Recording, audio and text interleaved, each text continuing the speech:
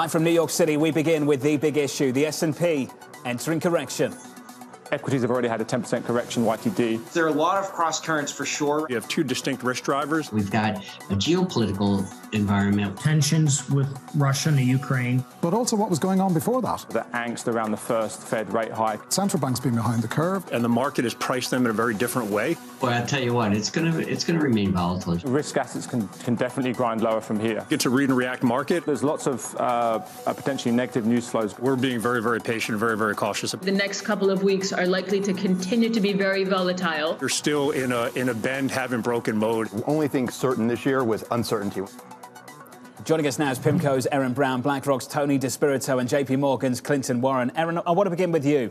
Not every 10% correction is created equally. I want to understand from your perspective if this is one you buy or stay away from.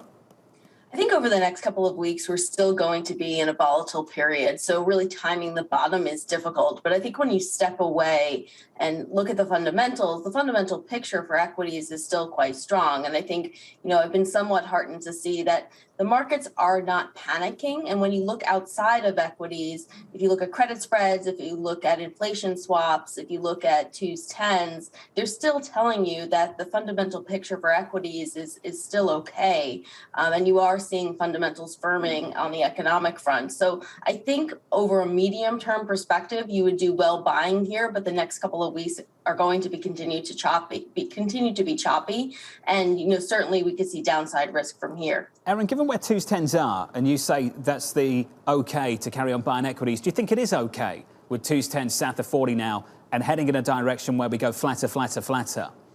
Right. Well, I guess the point that I'm trying to make is that you haven't seen significant volatility. You haven't seen a significant flight to quality on the moves of late, particularly with regard to the geopolitical situation. I do think, though, that as we move later cycle and as the curve continues to flatten, it does start to, I think, bring up concerns regarding whether or not we're moving very late cycle and whether or not a recession is sort of knocking on the door for markets. I think we're too early yet to price that in, but certainly that is going to be a concern for markets as we move throughout this year. Clinton, it's the back end story, the back end of 2022. This is something Mike Wilson of Morgan Stanley's been talking about. Here's the quote from him. We think Fed tightening is well understood at this point, even if it's not fully discounted in multiples. From here, the depth and duration of the ongoing correction will be determined primarily by the magnitude of the slowdown in the first half of 22 and looking out to the back end of next year. Your thoughts on that, Clinton? Your take at the moment? Yeah, my position is don't fight or fear the Fed. Rates are at such low rates that we have a lot of room to go before they become punitive. I'm saying if the Fed hikes 8 times, gets to 2%, we're still at a non-punitive track for equity markets. So I'm not fearful of the Fed moving, and I think some of this recent news with Russia and Ukraine will probably put pressure on the Fed to not go 50 basis points on March 16th and more like 25 basis points. But one of the things I am watching, to your earlier point, John, is that the curve is flattening, and I don't believe that we're going to have a yield inversion, but it does put some worry into my mind if the 10-year doesn't move. We need to get that 10-year move in, and hopefully with the Fed stop purchasing some of the longer-term bonds, we'll see the Fed move or the 10-year move up. But it's something that we're watching, and it is a risk to market. Tony, I want to pick up on what Clinton just said. Don't fear the Fed. Let's talk about that. There are 3 ways of looking at this: the start of the journey, the speed, the destination. What matters here for you? The pace, how many rate hikes we get in this year, say, or the ultimate destination, how low that ultimate peak is? It's clearly about what is the destination. I don't think the pace matters so much. Right now, the Fed is behind. It needs to catch up. It's achieved its goals. We have relatively full employment. Unemployment's at 4%. We've made up for historical undershoot of inflation. So I think that's good. So we're now at a point where the Fed can eliminate or move away from this extraordinarily accommodative policy it's had, the emergency policy that it's had. And so I think that's good. And then when I look at markets, I see 2 things. I look at fundamentals, which are still very strong. They're moderating from the pace that we were at last year, but earnings are still going up for the S&P 500. And valuations are down by about 10%. And so I see that as attractive. And ultimately, you look at where the 10 years today, 2%. It would take a 10-year of about 3 to 3.5% before I would no longer look at equities as the most attractive asset class. 150 basis points higher than where we are, Tony. Really? Why that high? Yes. That's the math of our dividend discount model. We look at the historical equity risk premium. We look at the current equity risk premium, which is way higher than historical averages. And that's the number the model comes out with, and it makes sense based on long-term history. The stock market never fully incorporated ultra low rates. That's the punchline. 25 minutes away from the opening bell. The punchline this morning, equities up for now, up 0.7% after closing at 4-month lows in yesterday's session. With more on this, let's get to Taylor Riggs. Hey, Taylor. John, it was a big day on the closing bell yesterday because we finally closed in correction territory on the S&P. We'd gotten there on an intraday level, but this was the first time since March of 2020 that we had closed sort of in that, quote, correction level. Now, sometimes this feels broad-based, but if you take a look at the 6 stocks that are accounting for 35% of the drawdown in the S&P 500 year to date, it is the big tech stocks, right? Microsoft, Facebook, Apple, those are the big draggers here on a year to date basis. And I just want to point out from the high in September, Facebook, it's off 47%. From the high in November, Microsoft is off 16%. So what that means from a sector levels, we brought it out a little bit, is communications, of course, already in a bear market. Those are off more than 20% from the recent highs. Healthcare, technology, discretionary also down more than 10% from the recent peak. So what that means, we brought it out, you've this big drawdown, but indeed, again, if you take a look at the terminal, the first time since March 2020 that you're really getting that full drawdown that we've had, closing levels at 10%. Taylor Riggs, thank you very much. The team over at Citi looking at things like this, the US versus, say, Europe. Quote, an important driver for allocation decisions is growth and the evolution of US yields. A re-rating of growth higher leads to a style leadership rotation. Hence, investors reallocate more to global trade exposed Eurozone equities. Now, Erin, a lot of people piled onto that story week after week to start the year on this program. Then all of a sudden, we face a bit of a problem in Europe. Can you walk me through how you're approaching markets globally from region to region? I think that Europe right now is still too early to buy, particularly with the geopolitical risks that, continue to loom over the market. And I think it's going to have a much bigger impact on European equities than it will certainly in the U.S., where, Russian exposure to U.S. equities is incredibly modest. It's, less than 1% from a revenue perspective. But there still remains risks to Europe, particularly with respect to the energy crisis. So while there's certain pockets of European equities, which I think look attractive, particularly the European banks, for the market overall, I think it's still too early to buy. And I'd be really focusing on quality bets in the U.S. as where to pick my spots for this year. Tony, your thoughts on the same issue? Yeah, so I still favor the U.S. market. It's a higher quality market. Obviously, there's less turmoil in the U.S., and so I still favor the U.S. Within the U.S., I think value equities look particularly attractive given the recent rise in inflation and subsequent rise in rates. That definitely favors value equities, and we've seen that play out this year. Clinton Warren, final word. Yeah, sorry to give you the trifecta, but I agree with both Tony and Aaron. We are favored the U.S. From a geographical standpoint. Within the U.S., we're favored large cap over mid and small. And within U.S. large cap, we are favored the defensive sectors, cyclicals, dividend-paying stocks. So we like equities over bonds and cash. It's just going to be, you got to be a little more specific in where you're going, and high quality is where we are going for 2022. We'll keep building on where you're going for 22. Clinton's staying with us alongside Aaron and Tony. Your equity market positive 0.8%. Lucky to have Taylor Riggs with us for the hour. Taylor, looking at some moves this morning. Hey, Taylor. Yeah, let's take a look at the pre-market. And John, a different story when we're taking a look at Lowe's versus Home Depot when we sat here exactly 24 hours ago, right? Because Home Depot was warning about some of the inflation and those supply chain costs. costs.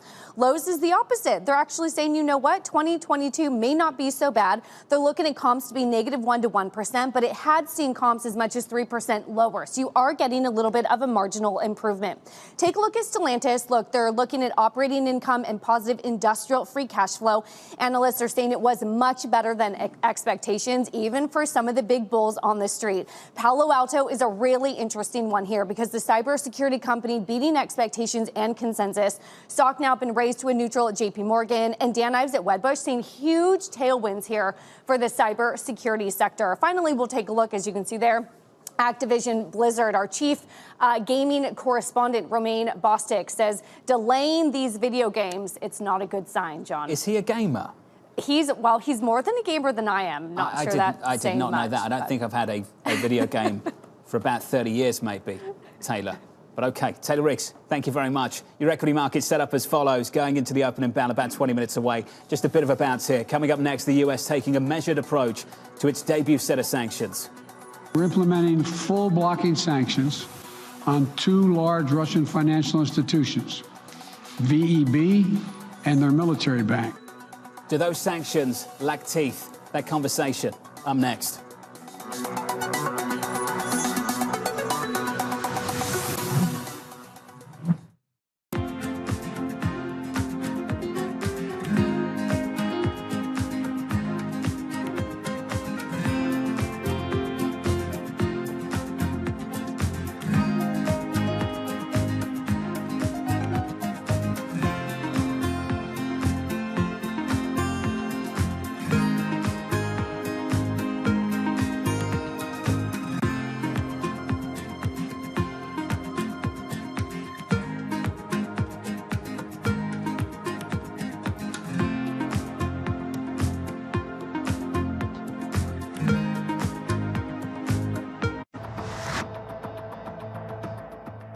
This chip shortage is going to last longer than many people believe, likely straight through this year. And I wonder what that means for prices. Will this get worse before it gets better?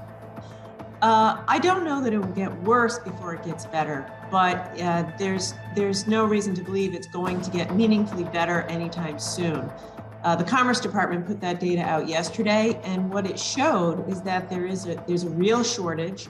Demand is 20% higher than it was a couple of years ago. There's a huge mismatch in supply and demand. Prices are high. Prices are higher. So what has to happen is we need to make more chips. Unfortunately, there's no easy solution. The solution is increased domestic manufacturing of chips, which is what we need to do.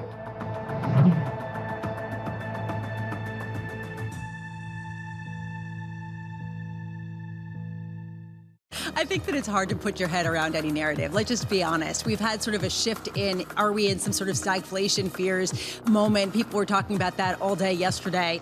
I think what we've seen during this period of time is that communicating via video is not a fad. We are using it in all aspects of our lives, for work, for learning, for communicating, for staying in touch.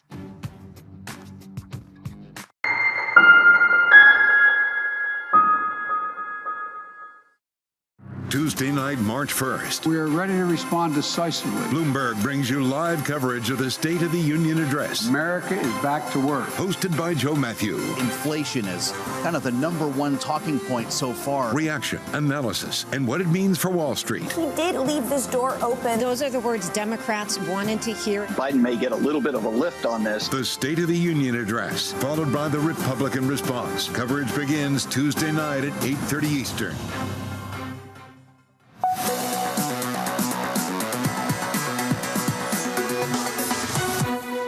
We're implementing full blocking sanctions on 2 large Russian financial institutions, VEB and their military bank. We're implementing comprehensive sanctions on Russian sovereign debt. That means we've cut off Russia's government from Western financing. President Biden imposing fresh sanctions against Russia, while warning Americans about potential spillover effects here at home. Defending freedom will have cost for us as well, and here at home. We need to be honest about that.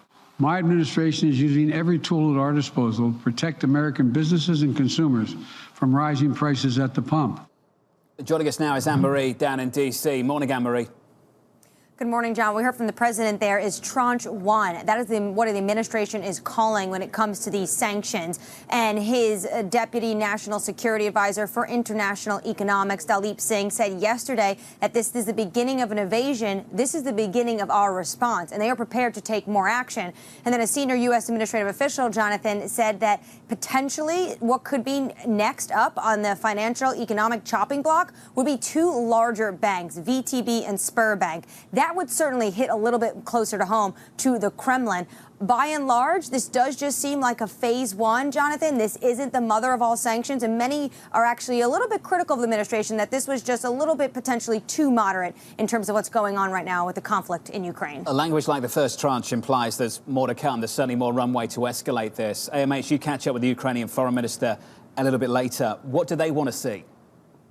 They want to see more sanctions. The foreign minister, Dmytro Kuleba, said in the middle of the night today, and Jonathan, he's going to be addressing the UN General Assembly before I sit down with him, and he said we should be hitting Russia harder. Hit him now, hit him again, and he was talking about President Vladimir Putin. He stood next to Secretary of State Antony Blinken off the heels of a meeting he had with the president yesterday at the White House in the Oval Office, and said he welcomed these sanctions, but more needs to be done. Let's talk about the more that needs to be done, and the strategy too.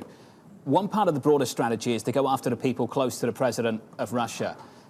Anne-Marie, I just wonder how you think that's actually going to play out, based on recent history, based on this week and how we saw that conversation go in that televised Security Council meeting, whether that actually makes a difference. It's a great question. I think that is sometimes what individuals or those who look at the market implications of what could happen to Russia fail to recognize, that if you don't look at the economics of it, right? Because President Vladimir Putin doesn't seem to be deterred all the time by the economics. Jonathan, I know you know this story very well. And this was years back when President Vladimir Putin went and visited a factory, and all the bosses of a factory, and he says, you all need to fix this. And he had every single one of them sign it. And then he said to billionaire Oleg Deripaska, a billionaire very close to the Kremlin at the time, I don't see your signature. He said, come over here, had him get up. It was quite embarrassing for Oleg Deripaska, signed the paper, and as he walked away, he said, give me back my pen. This is how President Vladimir Putin treats those around him. So if you're going to sanction them, I don't think it's going to make much of a difference, because I don't think President Putin cares. AMH, thank you. I'm really looking forward to your conversation here in New York with the Ukrainian foreign minister a little bit later this afternoon, live on Bloomberg TV and on Bloomberg Radio, 3:30 Eastern Time. The geopolitical tensions have been a key theme for this program over the last few weeks. We caught up with Kathy Jones of Charles Schwab just yesterday, weighing in. It just confirmed, I think, our view that this Fed is likely to move more slowly than consensus estimates. It just confirmed that I think the market had gotten way ahead of itself in terms of expecting Fed rate hikes. And now we have this heightened political risk that's going to mean potentially tighter financial conditions. And that means a slower process of rate increases from the Fed. And Erin, you could possibly look at this two ways. It might make the Fed go quicker if we get an energy price spike.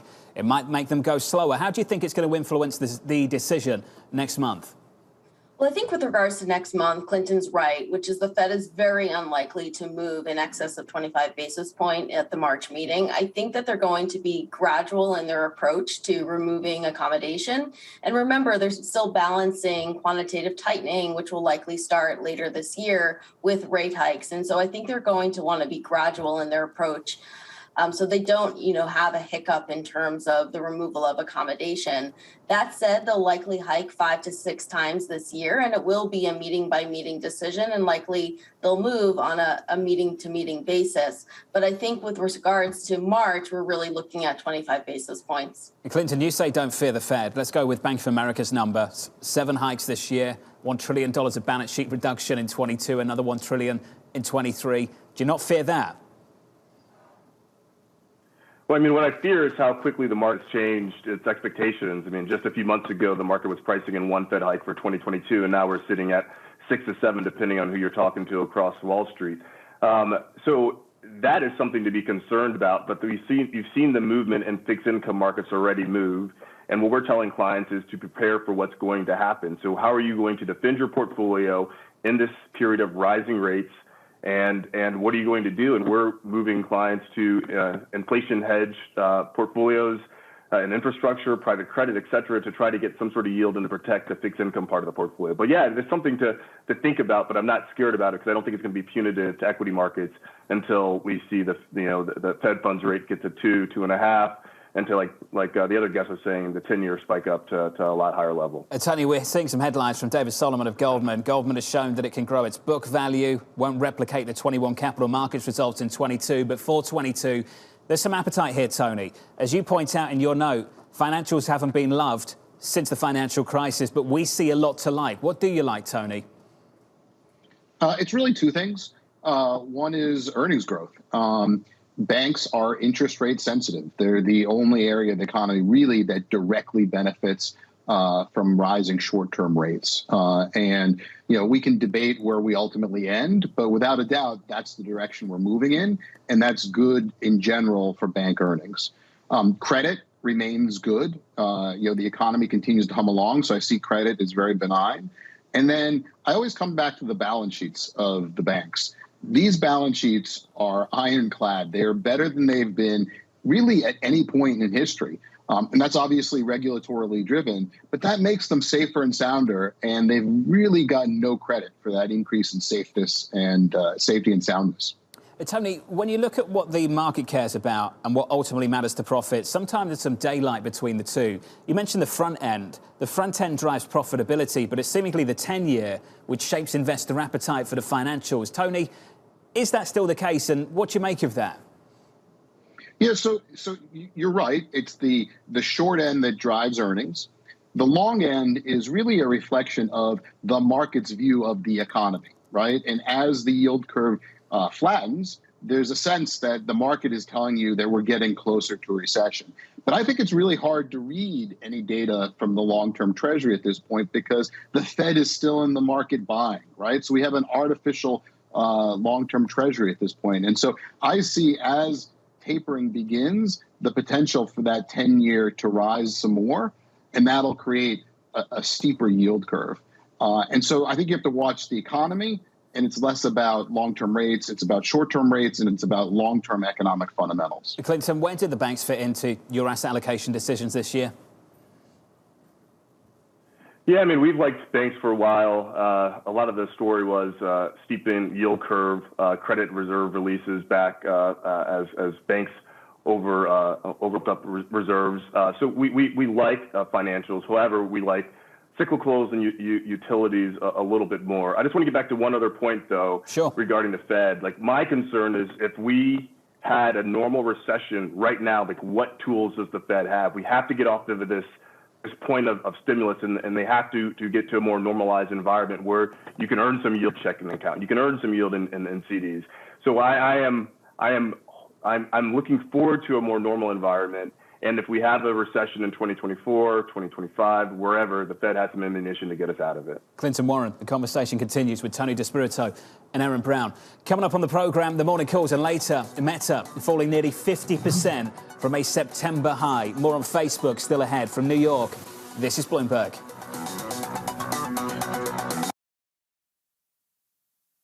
The fate of the world is in your hand. Is in your hand. The fate of the world is in your hand. All praises due to Allah. Respect to all my Christian brothers out there. All my synagogue brothers. All my Happy Christmas. Let's build together. Let's go.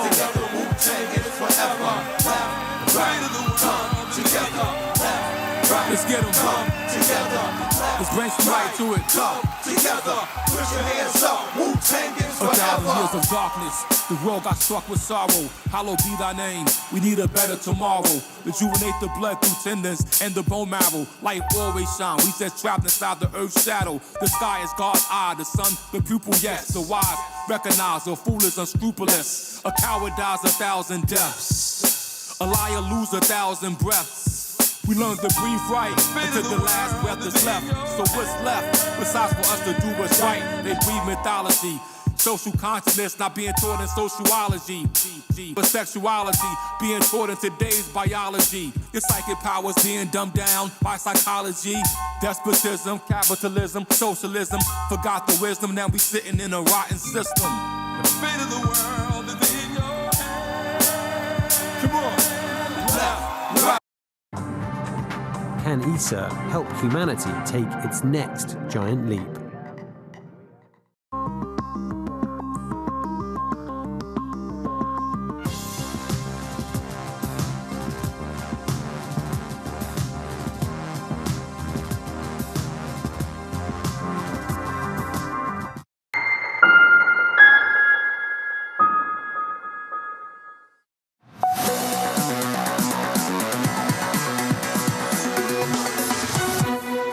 Five minutes away from the opening bell in New York City, correction territory at the close in yesterday's session on the S&P, down 10% from that January 3rd high. At the moment, a bounce back on the S&P, the Nasdaq, the Russell, the S&P up by 0.8%.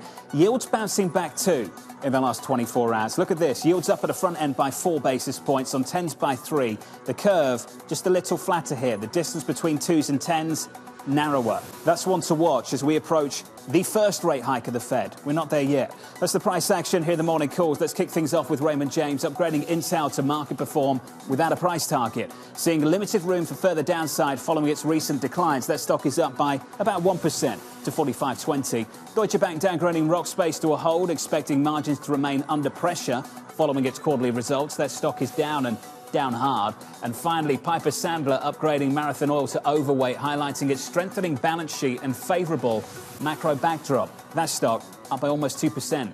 Coming up, a rough February for big tech. Facebook are raising nearly half its value in just 5 months.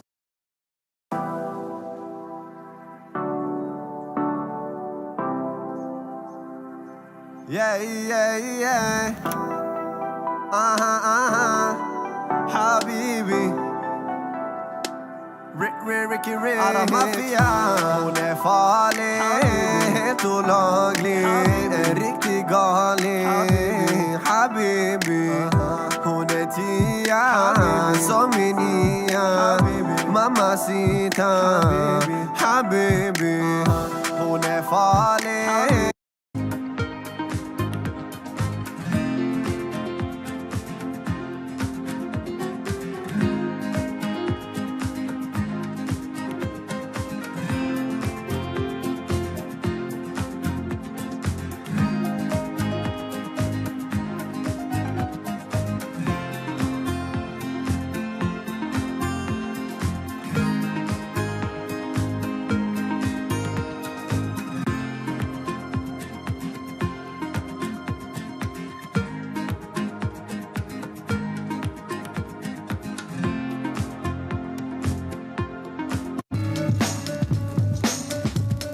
Soaring energy prices and a short supply of key chemicals that produce synthetic fertilisers are sending pig, cow and horse manure prices soaring. Even human waste is in demand as farmers hunt for alternatives. Fertiliser helps increase crop yields. You can see how much moisture is held into this. It's a lot of organic material into the compost, so it breaks down. The manure and the straw breaks down into a friable mix that can be mixed into your soil in the ground and for growing a whole range of different vegetables. Holds the nutrients in, holds the water in, and it really increases the kind of biodynamic profile of the soil. The recent price spike could mean more farmers going organic for the long term.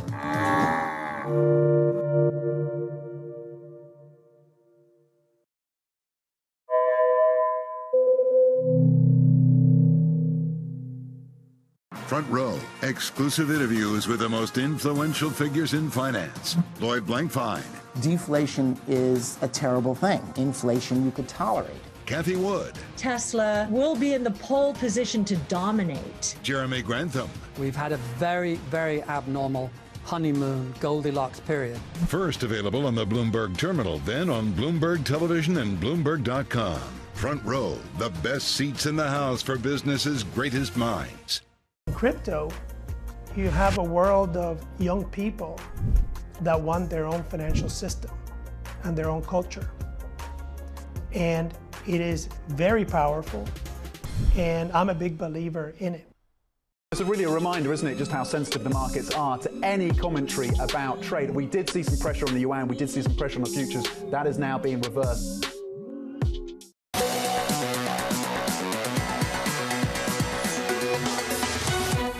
"25 seconds away from the..."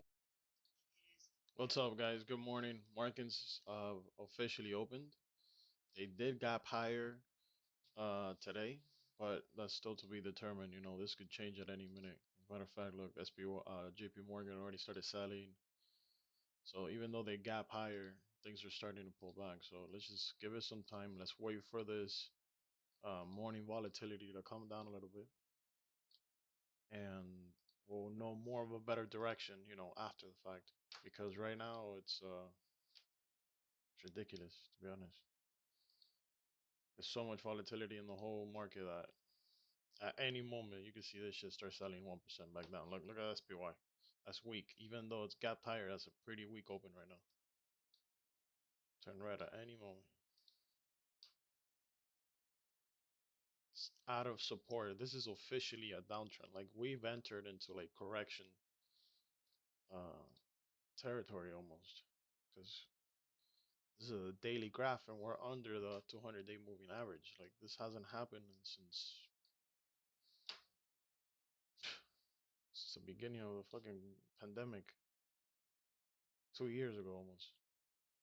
Since June. All right, so a year and a half, a year and something, and we continued a huge uptrend since then. So this might be a good opportunity. We'll see. Or it might be the start of a new downtrend. So it's yet to be determined. Stock that we had earlier this year. As you can see there, you're at a $200 stock. Apple, again, off 10% from the peak in January. Amazon, similar story. You're off 20% from last July's highs. So here you're trying to get a little bit of a bounce, but we have a long ways to go. Some of the single name destruction has been absolutely terrifying for the likes of Meta and Facebook. Taylor, thank you. Looking forward to the program after the close a little bit later with Taylor Riggs, Caroline Hyde and Romain Bostic. Bank of America and Savita Subramanian breaking it down like this. Here's the quote. "The fate of tech is far more important for the S&P than geopolitics. The S&P's direct exposure to Russian sales is 0.1%. But information technology and communication services are close to record weights of 37%. Back with us, Aaron Brown, Tony DeSpirito, Clinton Warren. Tony, we've done some real destruction in big tech for some big names. Meta, we mentioned a few times this morning already, down almost 50% from the highs back in September. How do you approach that scenario, that situation, Tony, at the moment? Yeah, so it's not just the big tech names. It's also the smaller cap, innovative, disruptive companies actually have been in a bear market since the beginning of last year. If you looked in 2021 at the small cap indices, value versus growth, the small cap value index beat the small cap growth index by 25 percentage points. So there's a real bear market going on there. And so it's certainly time for investors to start picking through the wreckage. Now, there are some companies that deserve to be in that wreckage. I'll call them publicly traded business plans. And that was part of some of the froth we saw with very easy money. But there's some really great companies that are growing fast. They're disrupting industries, and they're going to become highly valued. That's an opportunity for stock pickers to go looking through the wreckage there. Tony, I understand the reluctance to name them, but can you describe them? Just give us a better idea of how you find them. Yeah. So one is, like I said, you don't want to be buying business plans. You want to buy companies that actually have real profits and are growing those profits. You want to look for disruptors and companies that are disrupting big profit pools. Those are the kinds of companies you want to go after. And what you want to do is you want to have a long-term view so that in 3 to 5 years from now, they start to look like they're attractively valued. Those are the kinds of companies that you want to go after. Aaron, this is the biggest challenge for the headline index, isn't it? At the headline level, what happens to that massive grouping of mega cap US stocks? I think that's right. I mean, the tech sector is 37% of the revenues for the market, and so that is going to be a significant driver for the S&P 500 going forward. We've had a really dramatic move in real yields over the last few months. It's been about 70 basis point move higher in real yields, and so that is going to take the froth out of unprofitable companies. And so you've seen that really happen in much of the growth index. But I do think that when you take a step back and you look at profitable tech, large cap tech that has real earnings, real cash flows, we're getting to levels here where they are very attractive to buy if you have a medium term horizon. And so I do think that as we move past the Fed event in mid-March, and the market becomes a little bit calmer about what the Fed intentions are in terms of the pace of the removal of accommodation, I do think that you will start to see money flow back into large cap tech and particularly profitable tech sectors. And potentially flow away from energy, which is where the big story's been, up more than 20% year to date on that segment, that industry group. Tony, that doesn't move the dial for the headline index. For the S&P, the weightings of energy, just looking at the Bloomberg right now, the member weightings on an industry basis, 3.5%. But that's where the massive gains have been, Tony. You've made the point, and I think it's an important one, that ironically ESG issues have actually helped that segment, not hurt it. Tony, why? Well, so it's two issues. It's not just ESG, but one issue has been that oil has been in a recession since 2014, right? We overbuilt, we spent too much money on CapEx, and therefore oil prices dropped and companies stopped spending. And there's a long-term memory there that investors are telling companies, don't invest, give us back the cash. So that's part of the story. That's constricting supply. Then you add on to that sustainability concerns, right? The fact that we know that there is an eventual end to oil consumption. I think there's a debate about the time frame, but we know that there's an eventual end. And again, that tells companies stop spending. The combined result is, we've seen supply contraction like never before. We're at an all-time low for new discoveries this year. And oil is a commodity, and it's all about supply demand. We have demand recovering off pandemic lows, and then we have a very constrained supply situation. That results in high oil prices, and that's good for energy companies.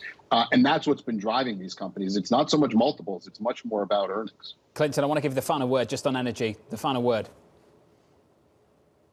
Yeah, I mean, unfortunately, clients are underallocated to the energy complex. If you look at portfolios, and they haven't been able to benefit from some of the recent gains that you're talking about. Being here in Dallas, we have a lot of clients that are owners and operators throughout the energy sector, and unfortunately, we have not seen a lot of rig count increases. So to Tony's point, supply has not picked up, and I would have thought at these levels that would have been a reason for more companies to step in, but we haven't seen it yet. To Tony's other point, demand will pick up as the markets open up. And I will say it is an interesting segment to be on. We haven't talked about the pandemic, so hopefully that's behind us as we reopen and demand continues to go. But unfortunately, clients aren't as exposed to energy and haven't benefited from these recent returns. I get abuse every time I bring up the pandemic, Clinton. That's why we avoid it. That's not really why. But it's good news we avoid it now. The equity market up 0.7% on the S&P, the Nasdaq up 0.8%. 7 or 8 minutes into the session, the retailers closing out earnings season. This is what we heard from the Lowe's CEO, Marvin Ellison, said the following: "We remain confident in the long-term strength of the home improvement market and our ability to expand operating margins." The latter point, Kaylee Lyons, the important point. Yeah, that's the critical point, John, because this is a very different story for Lowe's than it was for their rival Home Depot yesterday, where concern around disappointing margins actually took that stock down for the worst day since 2020. Lowe's, on the other hand, after a beat and raise quarter, beating on the margin front, is higher by the better part of 4%. So it seems to be faring better on productivity and profitability than Home Depot is. And as for the other retailers that reported this morning, Overstock.com is absolutely soaring, up 34% on, you guessed it, better than expected margin as well as profit. But it's a move to the downside for TJX, lower by about 6.5%. It missed expectations, said it won't provide full year earnings guidance given the uncertainty around how long elevated expense pressures may persist. So that's the point of the story, John. It all comes down to those cost pressures and the ability to pass on those costs.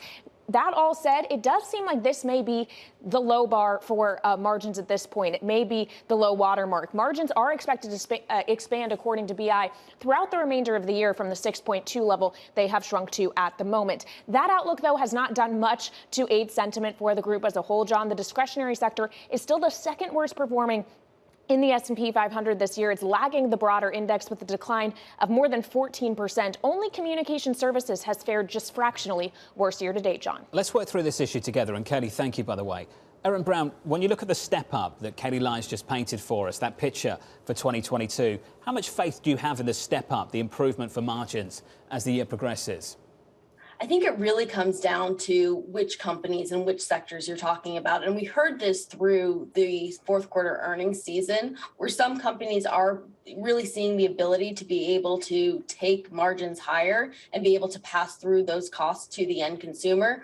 Where we're starting to see pressure and real differentiation, though, is in the lower end consumer, which is getting squeezed from the end of the child tax credit and from the end of stimulus payments. And as a result is having a little bit of pushback now with respect to higher costs. And so you're really going to start to see this play out in markets this year, where I think, particularly in the consumer sector, those consumer companies that are exposed to the higher end consumer are going to be able to continue to show strong profitability and margin expansion. Whereas those that are, really exposed more to the lower end consumer, I think are going to start to have trouble in terms of passing through that pricing. Clinton, would you break it down in the same way? Yeah, I mean, throughout 2021, a lot of the clients that we have at JP Morgan, they saw an increased amount of cost, labor, inputs, et cetera, and they were able to pass it on to the end consumer. However, you're starting to see that kind of break down in 2022 as prices have skyrocketed and consumers are starting to move with their feet. So I think a lot of people have not priced in the margin compression that we're going to see in 2022, which will lead to muted returns and lower earnings than I think a lot of people have previously expected. Tony, final word on margins. The final word's yours. Yeah, so I have two perspectives. One's a macro and one's a micro. On a macro perspective, we have two forces. One is operating leverage, right? Revenue is very strong. That implies good operating leverage. That usually expands margins. On the flip side, costs are rising. And so those are the two competing forces. And we see them at least balancing each other, maybe some actually upside to margins because the operating leverage is so strong. On a company-specific basis, it's all about pricing power. Does the company have pricing power to pass along the rising costs? And so that's very much an individual stock selection issue.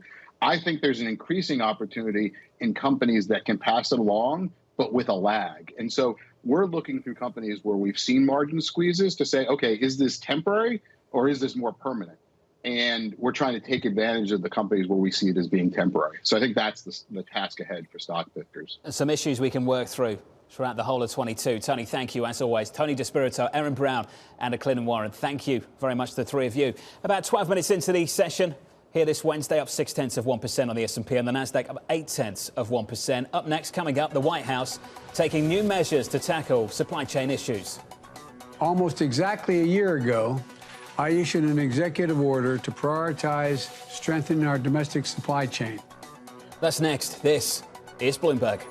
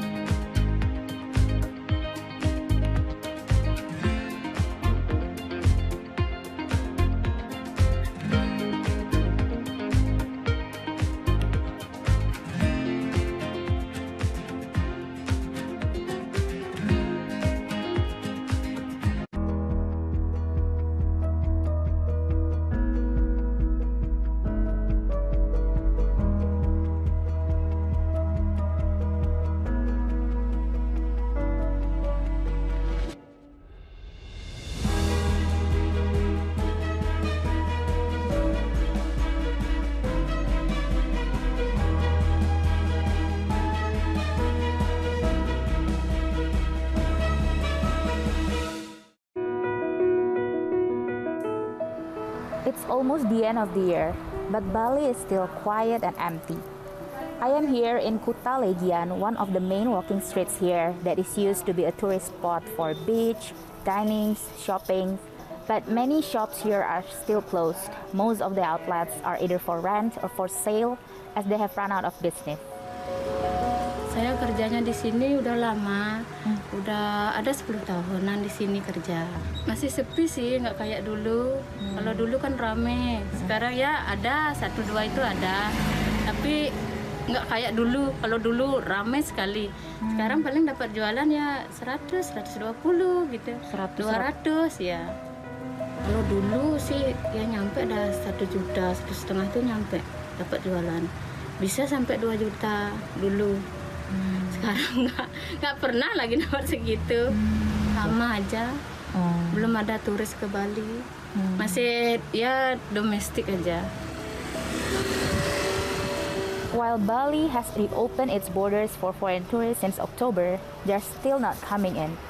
Many international airlines are yet to reinstate their direct flight to the island. Balinese people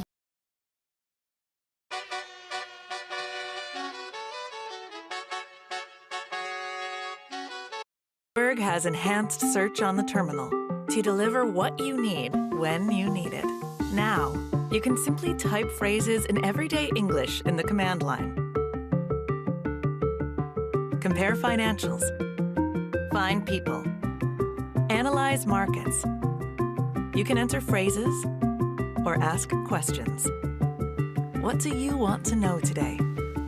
Ask a question or visit SearchGo to find answers now.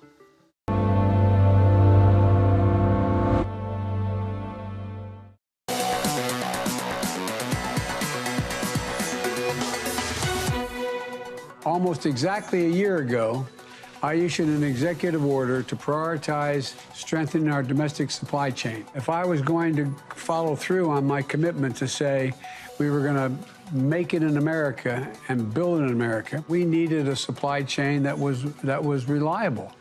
President Biden focusing on supply chains with the administration announcing fresh measures to ease congestion. The Transportation Secretary, Pete Buttigieg, saying this: "We're proud to announce this funding to help ports improve their infrastructure, to get goods moving more efficiently and help keep costs under control for American families." Emily Wilkins with us now from D.C. Emily, the big effort continues. Yes, I mean, we're seeing this $450 million grant being announced today. Now, granted, that's not actually going to be, money's not going to actually be going to ports until later in the year. But this is a part of President Joe Biden's push to make sure that the U.S. is addressing supply chain bottlenecks to try and bring inflation back down. Remember, President Biden last year visited a number of ports, was trying to encourage them to go 24/7, giving them the resources to do that, really trying to move stuff along. This is just another part of that effort. And it really speaks to the fact that Biden and Democrats understand that these supply chain backlogs, as well as inflation, is a major problem for them now, is a major problem for a number of Americans. And if it doesn't get addressed by the end of the year, could wind up really hurting the chances for Democrats to hold on to the House and the Senate in the midterm. It's been a big challenge for corporate America as well. Emily, thank you. We've got to leave it there. Emily Wilkins. Carrier Global just had their Investor Day. I'm pleased to say that joining us first here on Bloomberg this morning is the Carrier Global Chairman and CEO, David Gitlin. David, great to catch up with you, sir. Let's just start right here. 2 years as an independent company, this year outside of United Technology. Has that independence given you an advantage to tackle issues like the one we're talking about on programs like this every single day? 100%, Jonathan. Thanks for having me this morning. Yeah, you know, the spin from UTC has been a complete new lease on life for Carrier. We think of ourselves as a 100-year-old startup. Willis Carrier invented modern air conditioning more than a century ago, but we have the energy and the focus of a startup. So we've been very focused on growth, margin expansion, and really cleaning up our balance sheet so we can play offense on M&A, and we've done all of those. Last year, we grew 15%. This year, we're going to grow another high single digits. Last year, we expanded margins 80 bips. This year, another 75 bips is what we expect. And when we spun from UTC less than 2 years ago, we had $10 billion of net debt. Today, we sit here, we have less than $4 billion of net debt. So we're playing offense on M&A. We announced the acquisition of Toshiba's HVAC business. We increased our dividend 25% this year. We announced a $1.6 billion buyback program, and we have more firepower to continue to play offense on M&A. So, Dave, let's talk about that offense then. Debt load down, offense on M&A, and you mentioned the capital returns plan too. Can you walk me through how you balance the two? When you think about that extra money you've got, is reduce the debt, the balance between capital returns, M&A, and investing in the company? Well, our debt's now in great shape. You know, our multiple went from 3.5 debt to EBITDA. We're now close to, we're about 2. So in terms of our investment grade and our debt, we're in great situation. We've increased the dividend 25%. We've said that our priorities in order are organic growth, inorganic growth, and we will continuously look at dividends and share buybacks. So it's always a balance. We're really focused. We've increased our pipeline on M&A. There's a lot of opportunities out there, but we will be patient. And we know that the right deal on the right terms at the right time can create a lot of value. But we'll be patient. We'll be focused. And if the right deals don't come along, we'll increase our buyback program. Dave, as you know, demand is there, but meeting that demand is expensive. As you look across 3 buckets right now, let's pick 3. We can talk about logistics, raw materials, and labor. Are you happy to say you've seen the worst in any of them? Well, in some respects, well, yes, in the sense that what we've assumed for 2022 is that the very high inflation that we saw in 4Q, it continues through the rest of the year. And we've seen it in all of those buckets. Logistics costs remain very, very high. Just getting cargo from Shanghai to LA has been expensive for a long time, and it remains expensive. And we've assumed that it stays at very elevated levels for the rest of the year. Raw material, we're hedged about 70% on copper, steel, and aluminum. So I think we're balanced in terms of where those are, but they're at elevated levels. We assume they stay at those elevated levels for the rest of the year. Labor is primarily a challenge in the United States. So we've had to take some discrete actions, but we think we're calibrated on that. And the rest of the year, I think for the rest of the world, I think we're fairly calibrated and managed there. Dave, lift the lid on that just a little bit more. It's on page 5 of your Investor Day presentation. It just breaks down the key data points for the company. Really simple stuff. 58,000 employees, 160 plus countries. You just mentioned there, Dave, the labor issue was focused in the US. That's where it's concentrated. Is this not a global story for you? It's very much a US one. It is. It is right now. I mean, actually, more than 70% of our employees are actually outside the United States. But where we've seen the biggest attrition and some of the retention issues have been in the United States for a whole host of reasons. But it's been coming down. Some of the attrition levels have been coming down. Attrition, some of the attrition issues related to COVID have now gotten to very low levels. So that's very encouraging news. But, we've been working with our workforce in the United States. We've been adding a lot of jobs in the United States. We've been adding engineering. We've been significantly adding salespeople and digital. So a lot of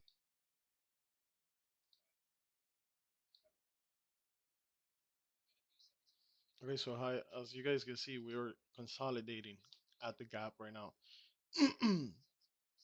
Sellers are trying to step in and bring the markets, lower, but markets are still holding. Why are markets still holding? Because we're in an area of consolidation. We're in an area where buyers have historically stepped in before and will continue to step in and take us out of this situation that we're in, out of this bottom that we're in. Especially with all the press that is getting, people don't want to see the market sell off right now. They don't want a correction right now. Especially everybody that came in fucking 2 years ago, or a year and a half ago, or a year ago. All you know is make money, money, money, money, money. You don't know what a downtrend is. You don't know what a correction is. You don't know what a sustained downtrend is. Really, you don't know what a year, 2 years of choppiness of up and down, and pretty much no true direction like really means.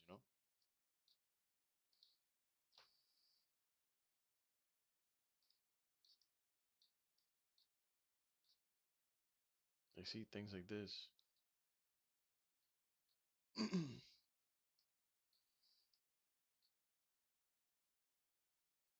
But as you can tell, we're in the weekly graph. This is the SPY. You could tell that we're in an area of support that historically gets bought up again. Even if there's these corrections to the downside, it still gets bought up, I mean, we haven't been here in what, over a year? Yeah. So the fact that we're back here means a lot, you know. It's a double top on the bottom. I mean, it's a double top here, you would say, bottom. And then this is a double bottom. So this is where you'll see either the continuation of the uptrend or you'll see the start of the downtrend. We're literally at a very, very, very historically important point, because this will literally determine what's going to happen the next couple months. Are we going to be in a very dire situation where it's going to be correcting one day, another day is going to be coming back up, or are we just going to continue our extended uptrend? That is still to be determined. We'll know. We'll have a better indication or a better idea of where exactly this is going to take. Probably around 11 o'clock. So I'll check back with you guys around 10:45. See you then.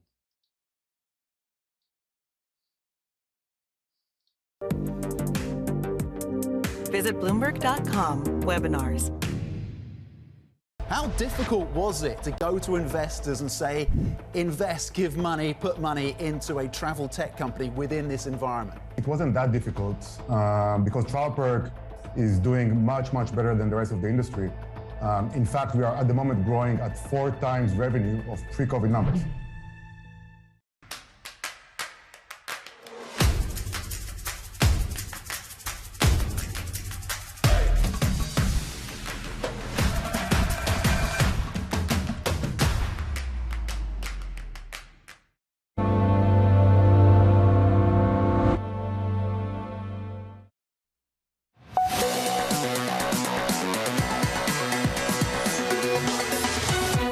I was just reminded the most bearish price target on the S&P for year end, Morgan Stanley, 4,400. On the S&P right now, 4,320.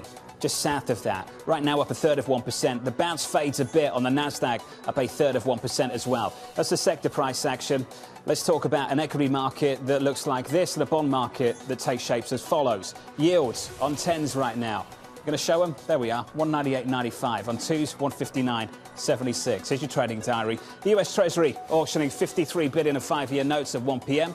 San Francisco Fed President Mary Daly speaks at 3:30.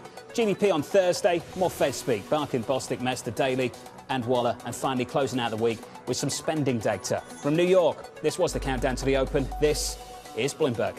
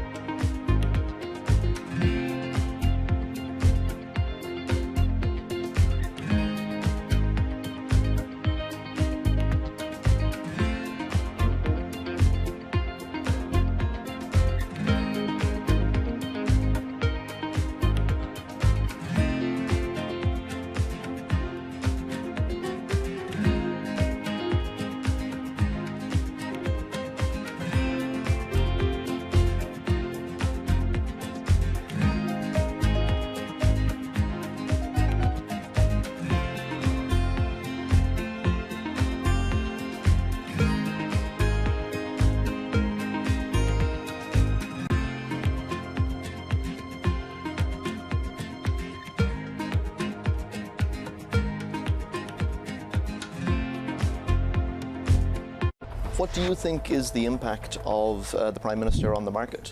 As Mr. Suzuki, who is the Financial Services Minister, he mentioned at his own press conference, and share buybacks is widely used to return profits to shareholders and improve ROE. And how to share out the profits from growth is totally the decision of the management of each company after carefully taking all the stakeholders into consideration. And I believe Mr. Kishida has a quite cautious stance on the uniform regulation of share buybacks. And I think because he is giving a consideration to each company's individual circumstance and decisions.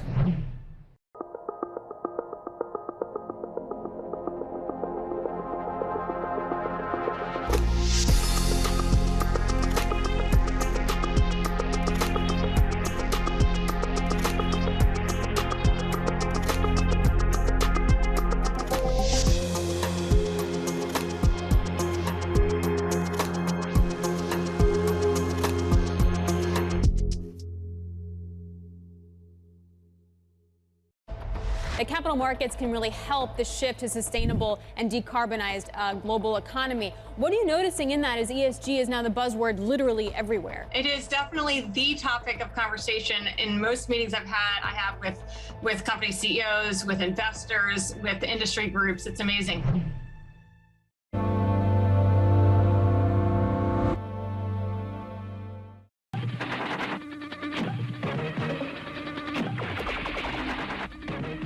Pepsi's Number Fever campaign in the Philippines has probably gone down in history as one of the biggest marketing disasters in history, mainly because of a human error that led Pepsi to print more winning caps than they planned.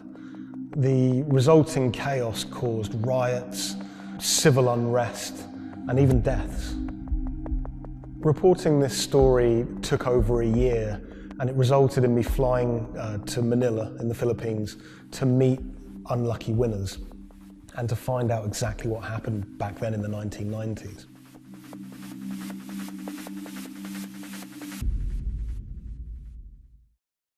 My name is Jeff Maish. I'm a journalist based in Los Angeles. I wrote the story for Bloomberg Business Week about Pepsi's Number Fever campaign. The Philippines is a really interesting country. It's made up of thousands of islands, and it's also a country that's very heavily influenced by America. American culture is everywhere you look in the Philippines. They're obsessed with Frank Sinatra music, for example. They love all things America, and that extends to their love for soft drinks, Pepsi Cola, Coca-Cola. In the 1990s, it was everywhere. Pepsi and Coca-Cola were embroiled in what is now known as the Cola Wars. It was a fierce battle for market dominance. Number Fever was already a really popular promotion. It had been rolled out in America to great success. And so Pepsi decided to roll it out internationally, particularly in Asia. They thought it was the answer to their problems. They thought it could finally help them beat their biggest competitor.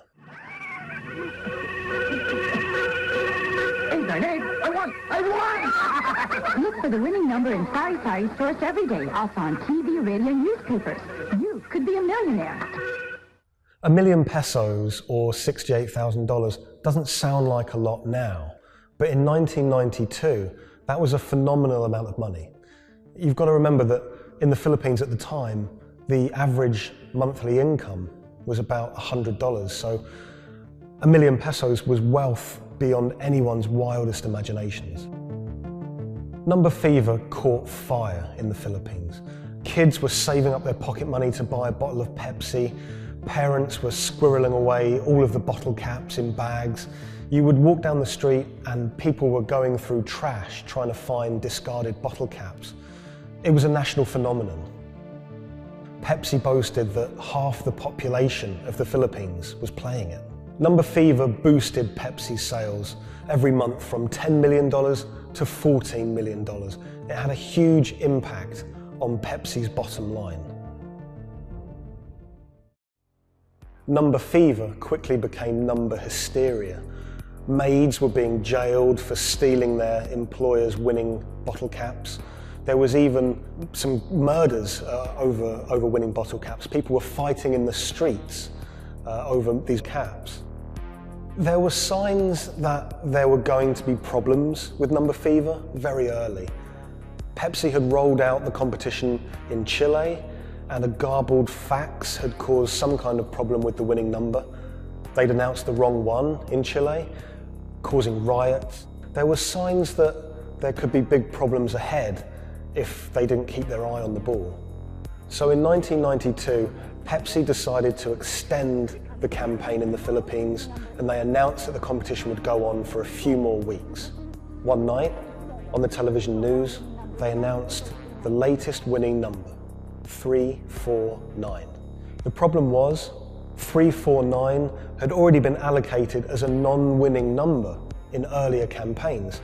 So there were literally hundreds of thousands of bottle caps with 349 just floating around the Philippines. Hundreds of thousands of people all across the Philippines, thousands of islands, were finding winning bottle caps. 349, 349. Some people had 10 lucky 349 bottle caps. People were dancing in the street, celebrating. They thought their problems were over. They were millionaires. It's still not certain exactly how many winners there were of lucky 349 bottle caps, but we know that Pepsi printed over 600,000 of them. Pepsi realized very early that there was a problem. Hundreds of people started arriving at their bottling plants with their lucky bottle caps. They realized something was seriously wrong. Pepsi tried to solve the problem by offering a small token donation to anyone that brought a lucky bottle cap to their bottling plant. But it wasn't enough. People didn't want just a handful of pesos. People wanted their million peso prize. Within a year, violent protests and riots outside Pepsi factories would leave dozens injured and 5 people dead. At one Pepsi factory in the Philippines, a grenade was thrown through the window. It killed 3 Pepsi employees. Anacita Rosario was a school teacher living near Manila in the Philippines. She was one of the tragic victims of this whole thing. She was walking to a nearby store to buy some rice one day when a Molotov cocktail was thrown at a Pepsi truck in a violent protest. It bounced under the truck and exploded. It killed her and an innocent bystander who was just a child and injured many others. When I was in the Philippines, I tracked down Anacita's daughter, Cindy, and her husband, Raul. It was clear to me that they were still very upset by the whole thing. You know, a family had been ripped apart by this competition. And Raul told me that he'd never remarried. He'd told me that he'd gone to meet Pepsi executives after his wife was killed. And he was angry. He said to them, you know, this wouldn't have happened if it wasn't for you, if it wasn't for Number Fever. The biggest revelation from my reporting was rumours that Pepsi was somehow involved in bombing their own trucks. I found a newspaper report with a headline that said, "Pepsi goons bomb their own trucks." And when I visited the NBI, the police department in the Philippines, they presented me with documents and interviews with people who claimed that Pepsi had paid them to cause riots and to cause trouble outside their plants in order to destabilize the situation and to frame the owners of the coalitions that were fighting them, to try and curry favor. I just thought that was so shocking, and of course Pepsi denied it, but how bizarre that a company would be accused of bombing their own trucks.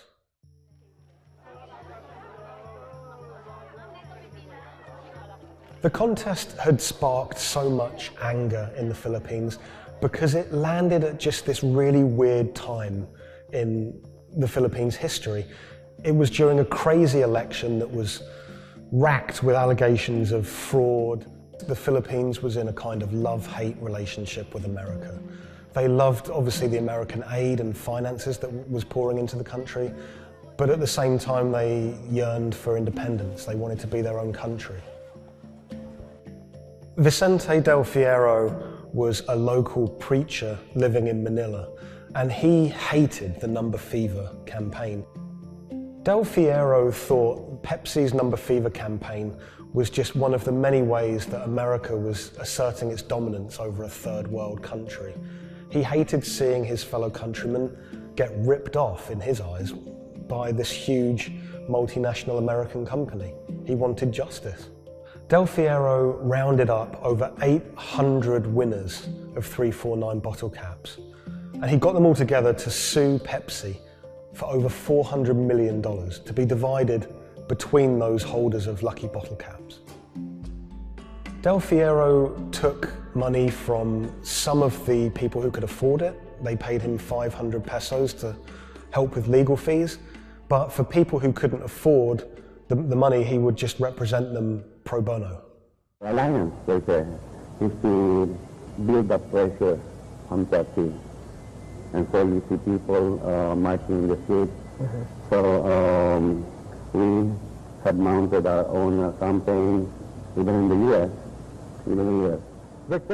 He flew to America and he hired two consumer lawyers here in America to take on Pepsi.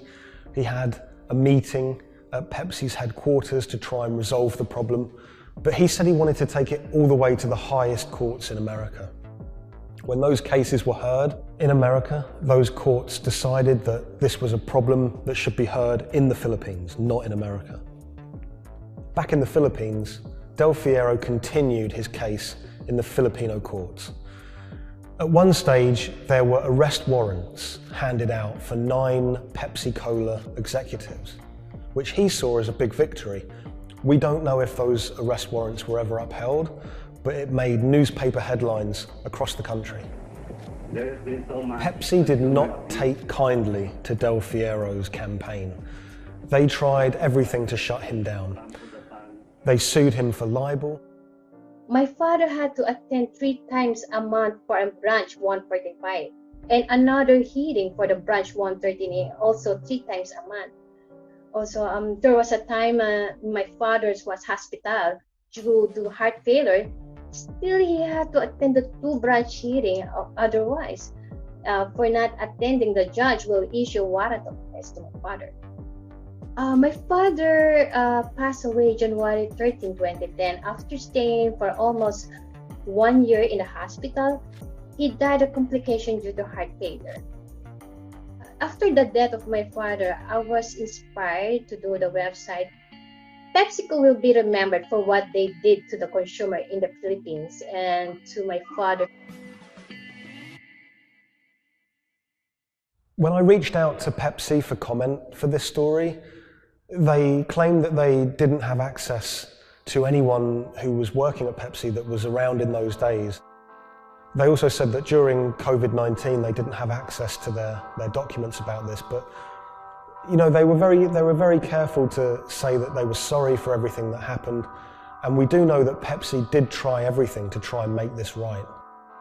The Pepsi number fever disaster cost the company millions. We know that they paid up to $10 million in those goodwill payments, but the financial effect could be much greater. After the disaster, we know that Pepsi sales dipped. They were overtaken by Coca-Cola again. Pepsi's number fever disaster changed the legacy of that soft drink in the Philippines forever. Some people of a certain age won't touch it. For many people, Pepsi is a taboo word. A lot of the people that I spoke to were still quite traumatized by their experience, by that experience of winning 1 million pesos, losing it, and then returning to their normal life in poverty in Manila.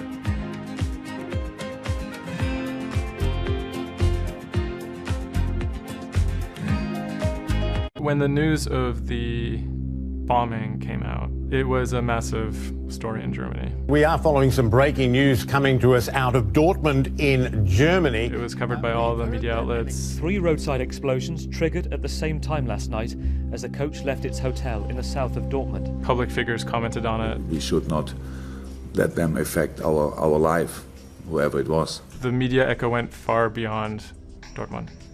I think it was front page news in every single big paper around Europe. Everyone thought of like a terrorist attack, and people were scared that throughout the city in Dortmund there was more attacks to be happening. Unbeknownst to investigators, just after the bomb went off and the players of the team were shell-shocked, the person who had masterminded the attack was actually sitting in the hotel eating steak and sweet potatoes.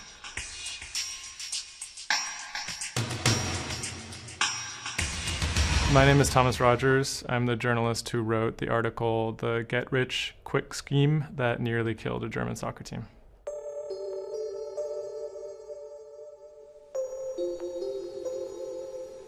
Dortmund is a mid-sized city in the western part of Germany in a state called North Rhine-Westphalia. And it's a former industrial city that's kind of fallen on hard times in the last few decades. It was severely bombed in the war, so the center of the city is quite stark. Some of the few high points include its soccer team. My name is Ike Henning. I'm a reporter with Bloomberg News, and I'm a great fan of Borussia Dortmund. Dortmund fans are super loyal. On all match days, the entire city is in black and yellow. It's like a religion. I think more than most German cities, soccer does play a very large role in the identity of Dortmund. In October of 2000, the BVB became the first team in the Bundesliga to actually go public. Salaries for soccer players in the Bundesliga have gone up very dramatically. With such high prices, they thought that by going public, they would be able to compete better with big teams like Bayern Munich. Unfortunately, that didn't go too well. Dortmund bought too many expensive players, high wages, and the club almost went bust in 2005. The price of their shares, it has sometimes gone up, but mostly gone down since they made that decision. So on April 11th, 2017, the team was staying in a hotel on the outskirts of Dortmund. Match days are always special in Dortmund. Everyone is looking forward to it. The team always meets in the same hotel ahead of matches. They stayed in this hotel in order to have a kind of neutral space before games so that they could concentrate, be sort of isolated from distractions, things like that. Everyone was pretty optimistic. They had a chance to go really far, maybe into the finals. I was in the office and getting ready for match day. I was going to meet with a friend, a fellow Dortmund supporter, in a pub. As always, the fans are very excited about matches. On that day, they were heading to play in the quarterfinal against AS Monaco at Signal Iduna Stadium, which is in the center of Dortmund. Shortly before 7 p.m., the players of the team boarded their official team bus. When the bus took off the parking lot of the hotel and turned on the street, there were three detonations, 3 bombs that exploded and hit the bus of Dortmund. 3 explosions occurred close to the Borussia Dortmund team bus. The B team bus had just left the hotel. The explosions destroyed 2 windows in the rear part of the bus. People screamed, people jumped to the ground. The fellow Dortmund fan I was supposed to watch the match with, he called me and said, turn on the TV, there was an attack on the Dortmund bus. And I thought he was like, that was impossible. Some of the players screamed at the driver to keep driving as fast as possible because they were worried that people might storm the bus. German investigators say the explosive devices used in the attack on the Borussia Dortmund bus contained metal pins and that one had pierced a seat headrest. Unbeknownst to the team members, the actual mastermind behind the attack was, as they were disembarking the bus, was actually eating steak and sweet potatoes at the hotel they had just left. Authorities are attempting to verify a letter left at the scene claiming jihadists were behind the attack. Because there had been a series of attacks by Islamic terrorists in Germany and Europe, there was widespread suspicion in the media that this was another Islamic terror attack.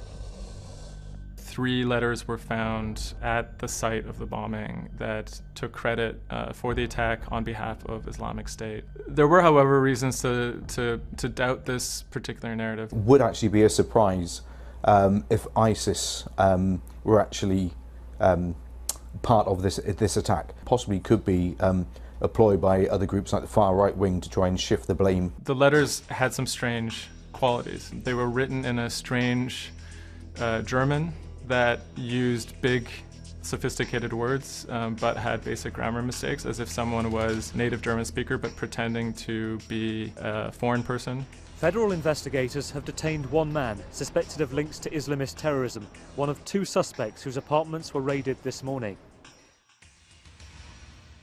Shortly after the bombing, a man in Austria named Rudolf, who was a big BVB fan, he noticed that something strange was going on the stock market related to the team's shares. He emailed the lawyers of BVB, who then forwarded that email on to investigators. The email stated that someone had bought 60,000 BVB put options, a wager that the value of the shares of the team would fall below a certain amount at a certain date. Why would someone buy that ahead of a match and then 3 bombs go off? Something isn't right here. For the person to make money off of that, it required the stock to go down quite a bit in a fairly short period of time. And it wouldn't just be the team losing a match, it would require something much bigger than that. There was another big red flag about this purchase, which is the fact that it had actually been made, number one, on the day of the bombing, but also from an IP address that had been traced to the actual hotel where the bombing had taken place. When 3 explosions targeted the bus carrying the Borussia Dortmund footballers on April the 11th, written notes left at the scene claimed the attack was the work of ISIL. The truth, as is now alleged, is remarkable. On April 21st, the police arrested a man in a southern German city called Tübingen. He was on his way to work, and his name was Sergei Benegold. He seemed like an unlikely suspect because he had no known connections to the Islamic terror world. He didn't seem like a far-right extremist. He didn't seem like a left-wing extremist either. He seemed to be a completely unremarkable young man. A 28-year-old German-Russian man, named only as Sergei W., stayed in the same hotel as the players on the night before the bombing. He specifically requested an upper room overlooking the bushes where the explosive devices were hidden. The media dissected why he would do that, what was his past. He had been inspired by the 2015 terror attack in Paris. And he noticed that in the aftermath of the attack, the stocks of French companies went down. And he believed that if an attack took place that was directed at a specific company, that the decrease in stock price for that company would be even more dramatic. It never occurred to anyone that someone would do that out of greed. We now know that the suspect bought 3 different derivatives on the Borussia Dortmund shares. With all these derivatives, he bet on falling shares. The suspect bought the majority of these financial products on the 11th of April, the day of the attack. If the plot had been completely successful and the stock had reached a value of 0, Benegold would have made up to 570,000 euros, or the equivalent of about $608,000. Ultimately, the plan completely backfired. The attacker, Sergei Benegold, didn't make any money. In fact, he lost money. In court, he would be extremely quiet. He usually kept his hands clasped together. One of the lawyers actually commented that he had never seen a defendant act so calmly. Benegold had served some time in the German military. From that information and from online research, he was able to figure out how to assemble remote detonated bombs that would do what he hoped to do. There were a few days of extremely emotional testimony including the soccer players who described doubting whether or not they could ever play another game again. It brought everything back up, and it didn't quite help them to kind of process what was going on. Throughout it all, he sat there completely silent. The big mystery that was swirling around the trial was the question of why. He may have simply done it because he wanted to impress a woman. Rebecca is a young woman who has a very troubled home life. She ultimately sees her relationship with Weinergold as an opportunity to leave that troubled home. Weinergold is a Russian immigrant to Germany.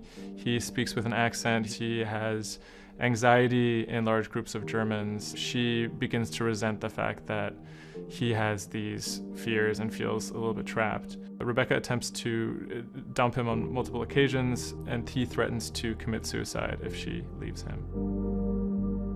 Weinergold apparently told Rebecca that she would soon be seeing a surprise. After being dumped via text message, he apparently began planning for this attack in earnest. Weinergold was charged with 28 counts of attempted murder, which carried a maximum sentence in Germany of life in prison. He claimed that he had nothing to do with the attack, but as time went on, he admitted that he had actually been the person who had built the explosives and had set them off. But he claimed that he didn't want to actually kill anybody. Ultimately, Weinergold didn't receive the harshest possible sentence. He was given 14 years in prison, but it's still a considerable amount in jail in Germany.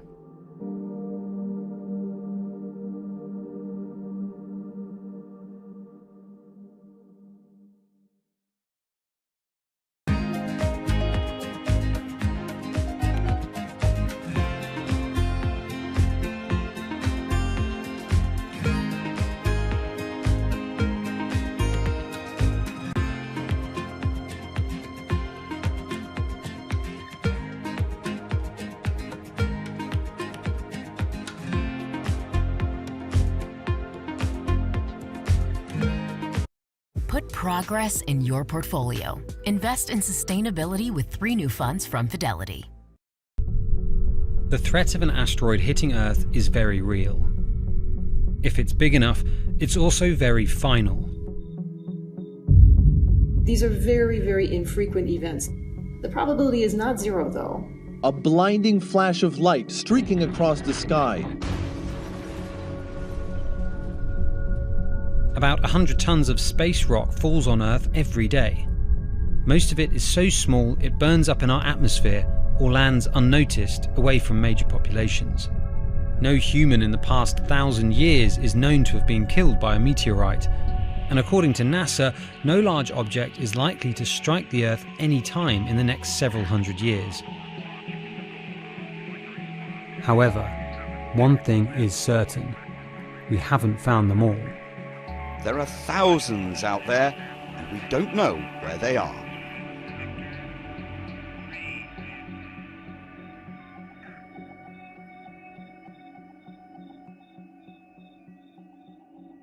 There are a lot of asteroids in our solar system.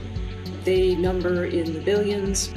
Scientists all over the world are working toward detecting and deflecting the most catastrophic of natural disasters. The race is on to find as many of these objects as we can. We have a way of calculating whether or not an asteroid is potentially dangerous or not. I mean, I think it's something worth investing in. It's our existence at stake, right?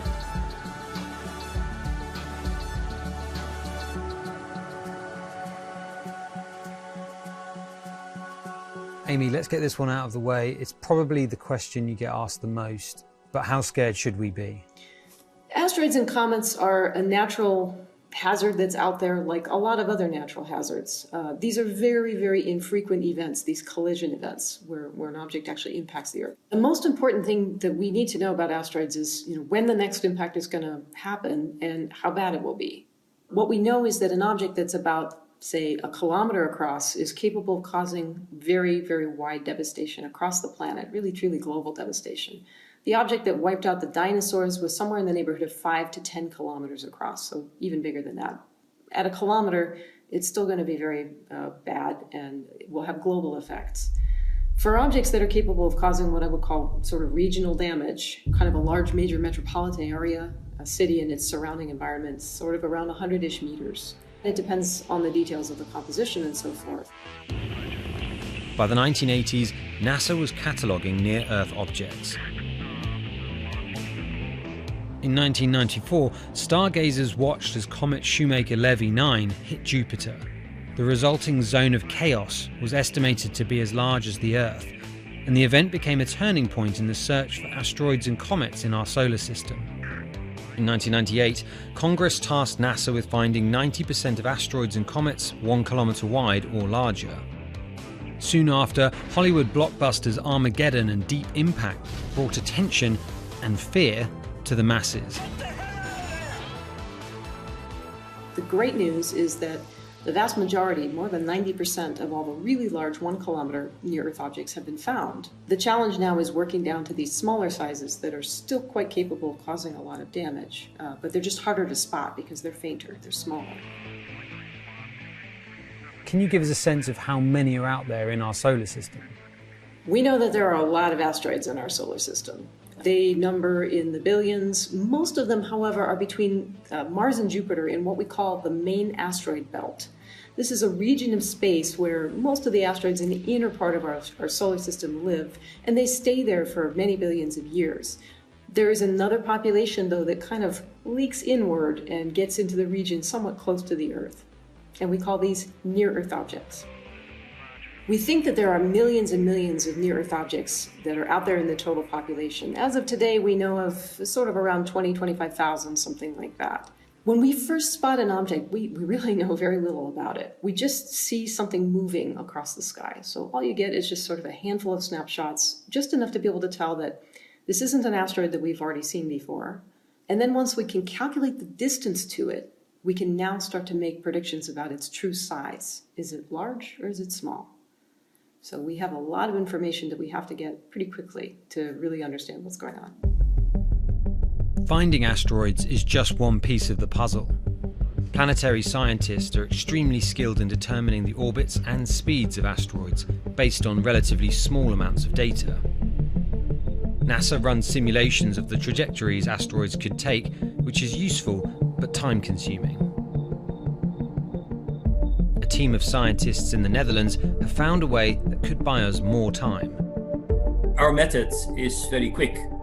So you can very quickly get an assessment of whether or not the object is dangerous or not. If you look at the classical way of determining the danger of an asteroid, it may take days of computing time on very big machines to determine this hazardousness. The current problem is that there's just too many asteroids out there to spend a huge amount of computational power on all of them. So the neural network allows us to focus on what really could go and pose a hazard to Earth. A neural network is a computing system that mimics the way the human brain operates to find underlying relationships in a set of data. By training the network in this way, you train it in recognizing those objects that are most likely to hit the planet. And once it's trained, you can apply this network to all the unknown asteroids. And then you can make a selection and saying, hey, these are the ones which appear to be having orbits similar to the ones which we know are hitting the planet. That doesn't mean that they do, but it only means that they look very similar to the ones we know they do. What else did you find? Should we be particularly concerned about anything?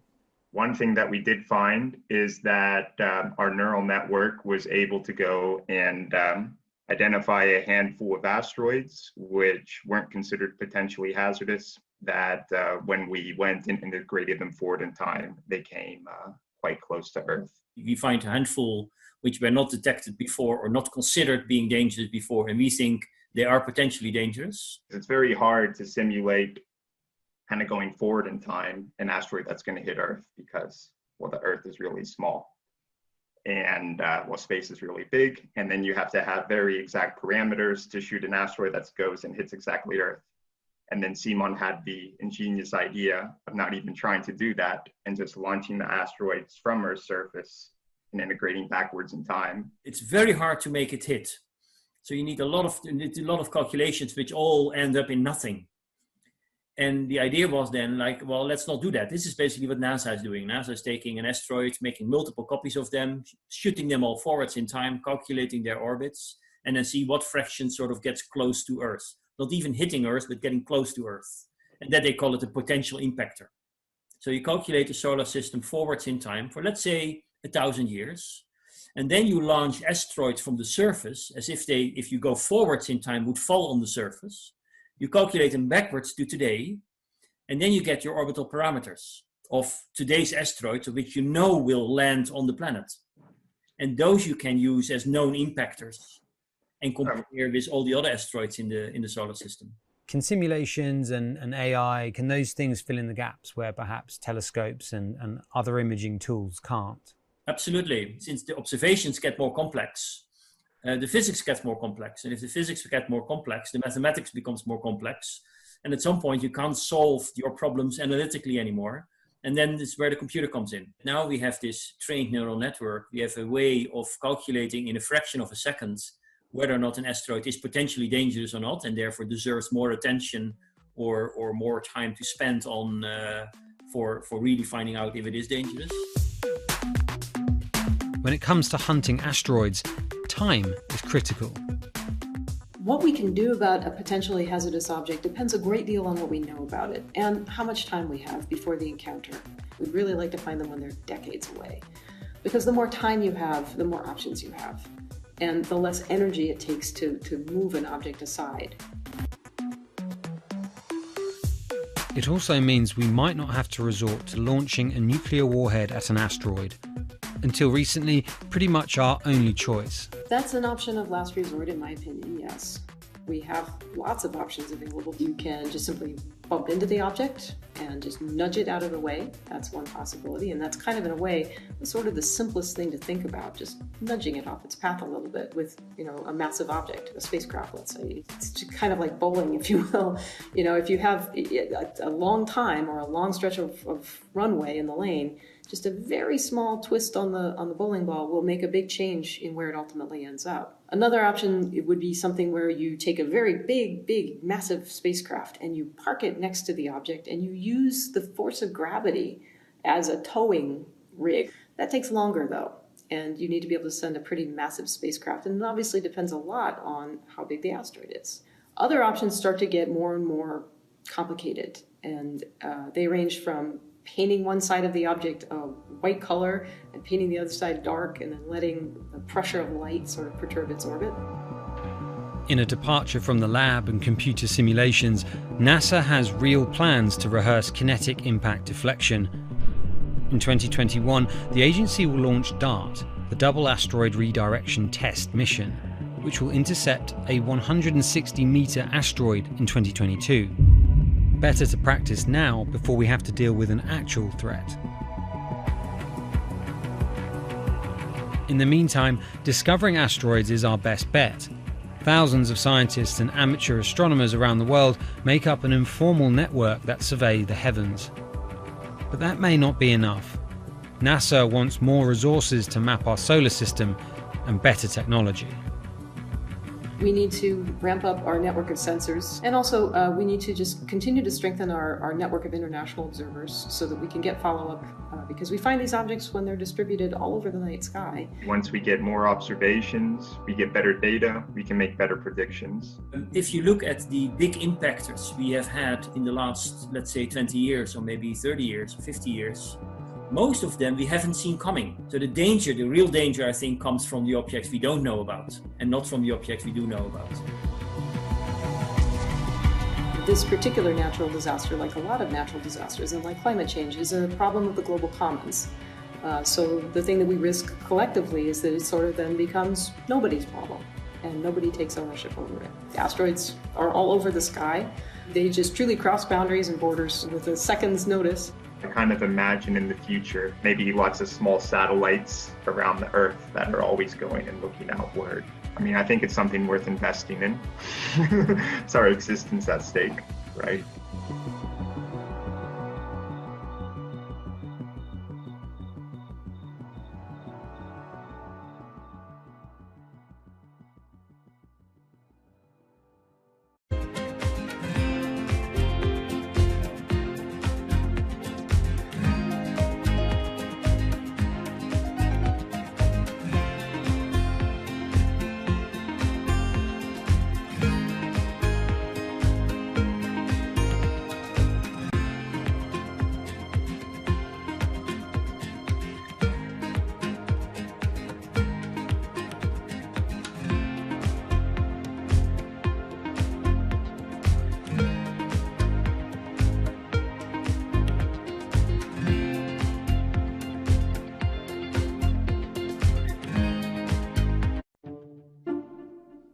The pandemic has affected everyone in different ways. Some passed the time by baking. Homemade sourdough bread. Do I need to say more? Some chose to binge watch Netflix. It's your game. Or maybe you started a garden oasis in your backyard. Next, I'm going to put my lettuces in. But for millions of others, I'm going to be posting stocks that will boom. They wanted to uproot the financial industry. Let's just lock it on up and take $15,000! Here's a stock that can change your life. I see a stock going up and I buy it, and I just watch it until it stops going up, and then I sell it. I have gained over $3 million. I want some free money. I don't think you can overstate the online communities or social media's influence on financial markets. A large group of inexperienced investors who discuss their plans on social media platform Reddit have shaken up the stock market in a big way. The stock that everybody's talking about right now is GameStop. Video game retailer GameStop is set to continue their head-spinning ascent today. The revolutionaries on Reddit are spanking Wall Street's ass. The more these stocks go up, the more the big guys are getting creamed and losing billions of dollars. This isn't a wealthy person's game anymore. Anyone can play it. I took up a little bit of a new hobby, and I am interested in day trading. As an investor nowadays, you don't have to look a specific way. You don't have to wear specific clothes. You don't have to be doing it from a trading floor on Wall Street in like a high-rise building in downtown Manhattan. The narrative of what's driving the markets is no longer being held in secret offices in New York and Boston of privileged people talking to other privileged people. It's right out in the open. It's on Twitter, it's on Reddit. From brokerage apps to Discord channels and subreddits to TikTok finfluencers. One of the last holdouts in the world of disruption, finance is next in line.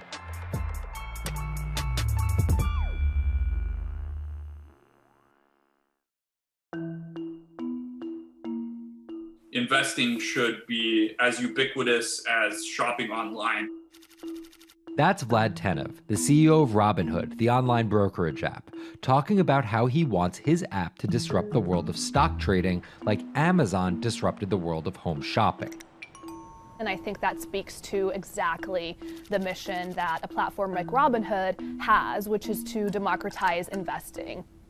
Robinhood was started in 2013 by Vlad Tenev and Baiju Bhatt in, where else, Silicon Valley, as an alternative to the big Trading could become something that they could bring to the markets, they could disrupt the industry. While no-fee trading is industry standard today, it was unheard of when it was first introduced. The online brokerage industry was really innovative when they came on the scene 10, 15 years ago, but they kind of stopped innovating where you haven't seen those commissions come down beyond $5 or $6 or $7. Robinhood think that by offering zero commission that they're going to push people onto this platform. And on top of no-fee trading, the customers Robinhood was courting have been long overlooked in the world of finance. So the typical customer of a Charles Schwab, for example, is putting a lot more money in that brokerage account than the typical customer at Robinhood. Even today, with all of its popularity, the median account size is about $240. There's Fidelities and the Schwabs and the E-Trades of the world.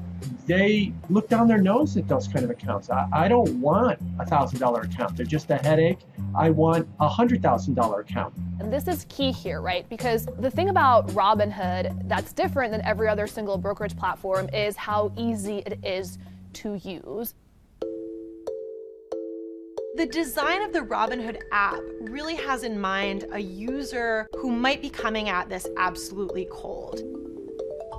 The fonts are very well sized, the shapes, the colors, all of that is something that the founders of Robinhood paid really close attention to. And by creating an interface that catered to a newer investor, they were able to gather a pretty healthy group of customers. And by 2019, they had about 10 million customers. Those 10 million customers were a huge success story for Robinhood, but no one could have predicted its explosion after the arrival of COVID-19. Remain indoors to the greatest extent, and 100% of the non-essential workforce must stay home. What we saw when the pandemic hit was the growth of Robinhood users absolutely turbocharged. And oddly, you saw this surge in interest in stock trading. Then they saw the absolute surge in 2020 in customer growth. And now, by many accounts, they have more than 20 million customers, which is pretty extraordinary. So the next step for them is to figure out how to monetize those users and how, even with their small account sizes, to get them to grow with the company and, as it releases more products, come along with them.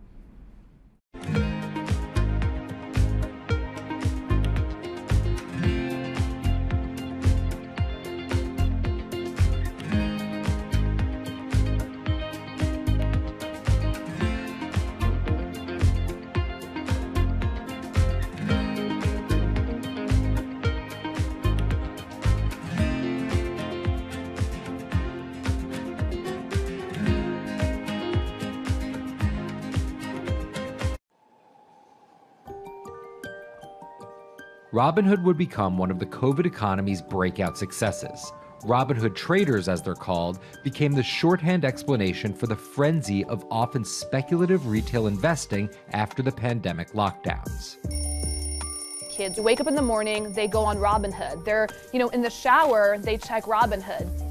Kids are learning how the stock market works at 18 while they're at school, checking their phones in between classes because notifications pop up telling them what their stocks are doing that day.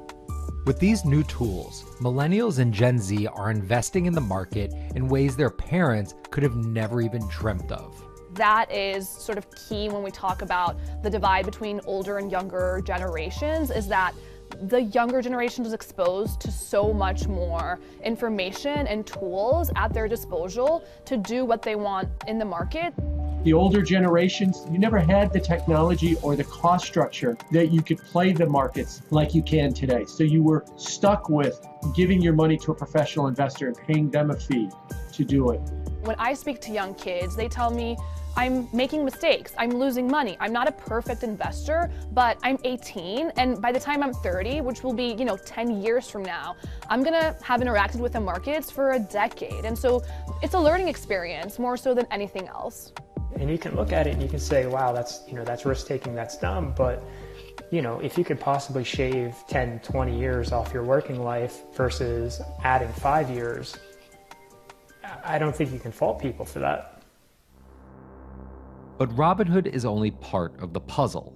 Sure, you can trade on it, but without research, information, and data, you're just blindly throwing darts at different stocks and hoping to strike it rich. Wall Street forever has always run on what we now call narratives or memes. People telling rumors to each other have been around for 100 years. On Wall Street, information is its own currency. Historically, either you had it or you didn't. And the people who had it had a huge advantage. In the past, those narratives and memes didn't have a network effect. It would be one person telling another person over the phone. In fact, when I broke into this business in the 80s, a lot of people used to complain that they weren't on the call list to get those ideas. Social media changed all of that. Fast forward to 2021, that's being done on the internet now. And that's being done on Discord and Twitter and StockTwits and Reddit. And the impact is very similar, but orders and orders of magnitude larger. As social media has played a bigger part in our lives, it's also played a bigger and kind of more important role in how people find investing ideas online and on these platforms. How do those ideas spread? On TikTok. Yes, that TikTok. Soon may the weatherman come to bring us sugar and tea and rum. People aren't just going to it for sea shanty videos. The personal finance hashtag on TikTok has garnered 3.5 billion views from its 1 billion monthly active users. By comparison, videos found under the cooking and health tips hashtag have 2.6 and 2.1 billion views respectively. The trajectory of Robinhood and TikTok were literally on par. What happened in the stock market this week? So the word of the week is expectations. Absolutely essential that you guys understand the risks of shorting. And Kayla Kilbride and Kyla Scanlon are two of those financial influencer TikTokers, also known as finfluencers. I think people still care about fashion, they care about culture, but it's also like there's this big behemoth thing called the stock market that we really don't know a whole lot about, and it's gatekept behind the industry. And so people like want to unpack that. And so my audience is a lot of them are younger investors who are looking to hone their skills. Tech and write up. Kyla and Kayla are two of the more, let's say, professional TikTok influencers. The Tesla ARK Bitcoin Biotech Risk Cluster. I've been trading since high school, and it was a really interesting way for me to fill out my decision-making frameworks and to think about thinking. And I think that the more that we can have people thinking about finance, the better that we're going to progress as a society. I think it's a huge gap in our educational system. If you're going to buy an option for a stock you think is going to go up, it's a call. So think of it like this. I made the options video where I was like, options are just like shopping. Rumor has it that this pallet's about to go up in price. So if I come in tomorrow, can I still buy it at said price? And a ton of women just like attacked that video and were like, you explain things so much better than my boyfriend or my professor, or like I could sit and listen to you all day. And I was like, this is what I was looking for. But TikTok's algorithm does not reward calm and measured videos about responsible investing. It rewards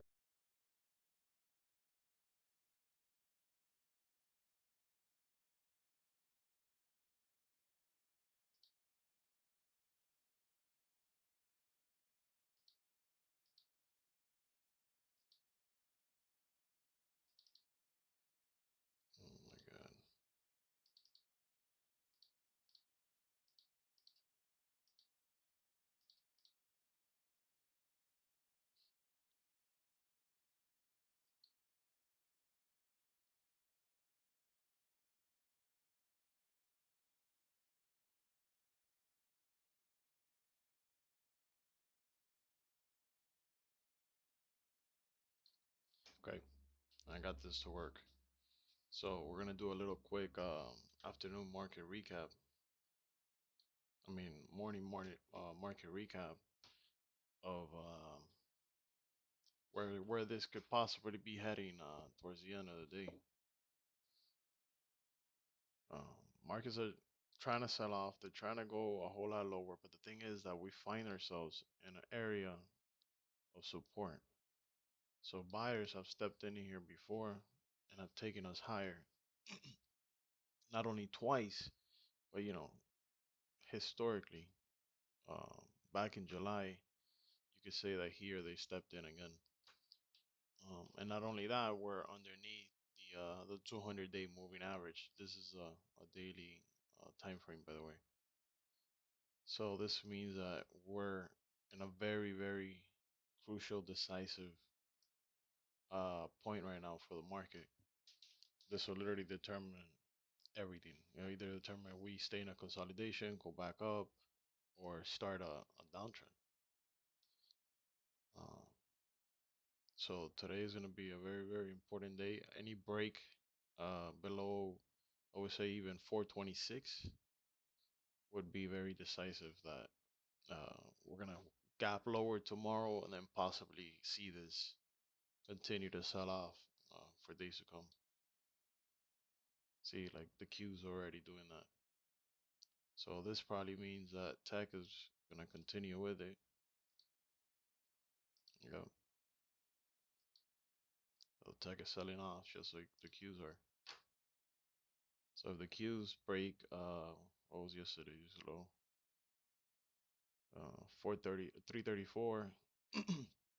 So yeah, a break anywhere between a lower, a break anywhere below 333 would now possibly indicate the start of a huge downtrend for the Qs.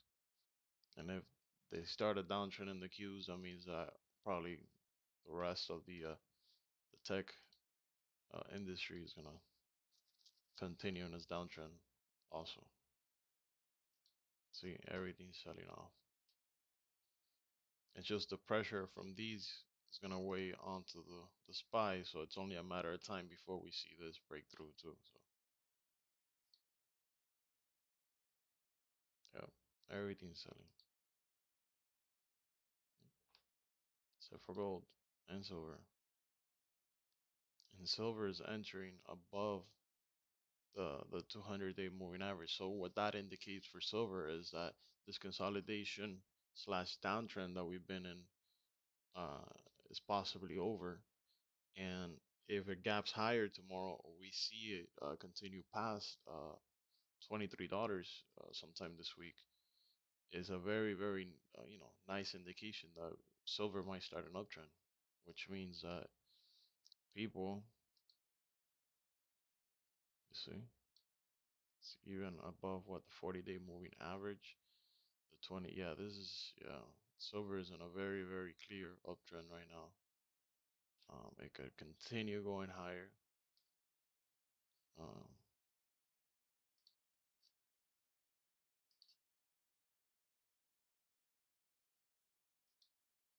and so is gold. So you might see a return back to commodities. No more Bitcoin, no more speculative bullshit. It's time, yeah. It's uptrend, clear uptrend in gold right now. So gold and silver are not like super clear uptrend.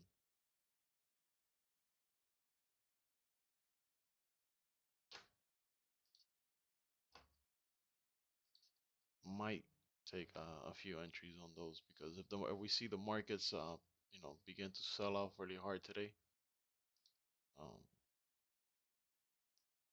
these two might give a lot of money, especially silver. I really like silver. A silver call, even though it's a little overextended already, the fact that we're in this area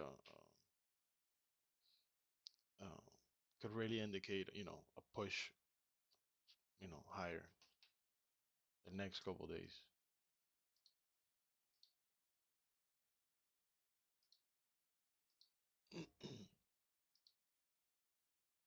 So yeah, like I said, we might see markets continue to sell off the rest of the day. Possible Exxon put right here. Yeah, these two have possible put entries, and then if these two sell off, that means that our silver is gonna pay off. So we could buy a call entry in silver, and then two put entries or one put entry, depending on which one of these is the most profitable. And if market goes our way sometime tomorrow, meaning that the market's gap lower, Exxon or USO gaps lower, would then bring silver higher. So we would then make money on the downside, and then on the upside as well. It'll be a very profitable morning. So I think that about wraps it up for the morning trading. I'll see you guys sometime at 2 o'clock for the afternoon market recap. Peace.